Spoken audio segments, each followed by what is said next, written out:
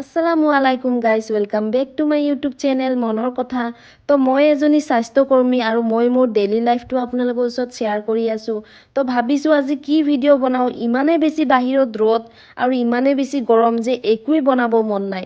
তথাপিতো ডিউটি যাবই লাগিব। তো ডিউটিলৈ মই ওলাই আহিলোঁ এনেকৈ ছাতি এটা লৈ। তথাপি ইমান গৰম বাহিৰত আৰু ইমান ৰ'দ, ছাতি লৈছোঁ যদিও মানে উত্তাপটো ফিল হৈয়ে আছে। তো আপোনালোকক ৰাস্তাটো এবাৰ দেখুৱাই দিওঁ ৰ'ব। ইমান বেছি গৰম আৰু ৰ'দ দেখিছেনে ৰাস্তাটো। তো মই এনেকৈ ছাতি লৈ ওলাই আহিলোঁ, যিহেতু ডিউটিটো ওচৰতে হয়, হস্পিটেলখন মোৰ ৰুমৰ পৰা ওচৰতে হয়। তো এনেকৈ খোজকাঢ়ি আহিছোঁ আৰু তো পালোহি হস্পিটেলৰ ভিতৰত। এই ছাতিটো পূৰা ৰক্ষা কৰিলে দেই মোক।